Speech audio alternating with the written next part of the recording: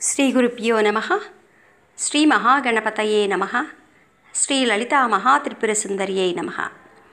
ఈరోజు మనం సౌందర్యలహరిలోని 40వ శ్లోకం.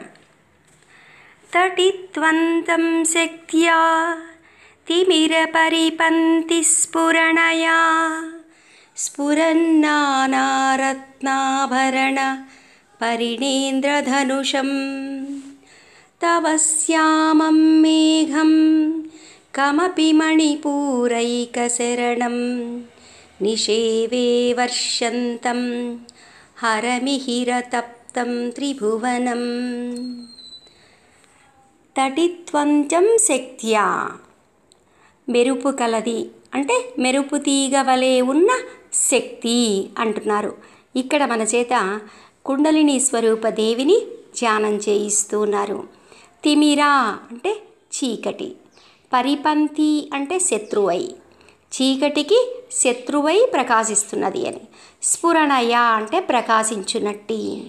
స్ఫురత్నానారత్నాభరణ, ప్రకాశిస్తున్న రత్నాలు పొదగబడ్డ ఆభరణాలు. పరిణేంద్రధనుషం అంటే కూర్చబడిన ఇంద్రధనస్సు వంటిది, ఇంద్రుడి యొక్క ధనస్సు వలె ప్రకాశిస్తోంది అని.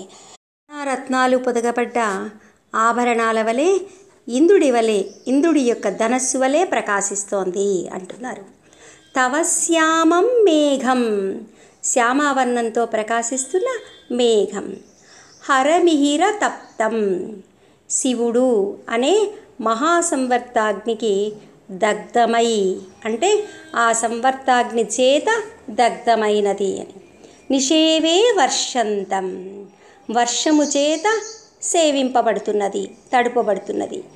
అంటే హరుడు మిహిరుడై అంటే సూర్యుడై, తప్తం హరుడు ప్రచండ భాస్కరుడై త్రిభువనాలను తన యొక్క సంవర్తాగ్ని చేత మండించగా అప్పుడు ముల్లోకాలను తాను మేఘమై తన వర్షపు ధారల చేత చల్లబరుచుచున్నది. అంటే ముల్లోకాలను తడిపి శాంతింపచేస్తోంది అమ్మవారు. ఒక భావాన్ని ఒకసారి విందాం. అమ్మా, నీ యొక్క మణిపూర చక్రమే ముఖ్య నివాస స్థానంగా కలది. ఈ మణిపూర చక్రమునందు అంధకారమునకు అంటే చీకటికి శత్రువైన ప్రకాశము గల తటిత్రూపమైన అంటే మెరుపు తీగవలే ఉన్న శక్తి మెరుపు కలది అని. ఇక్కడ అమ్మవారి యొక్క శక్తిని మెరుపు తీగవలే మన చేత ధ్యానం చేయిస్తున్నారు. అనేక రకాలైన రత్నముల చేత నిర్మింపబడిన, నగల చేత అలంకరింపబడిన ఇంద్రధనస్సు వలె ఉన్నది, శ్యామావర్ణంతో ప్రకాశిస్తున్నది.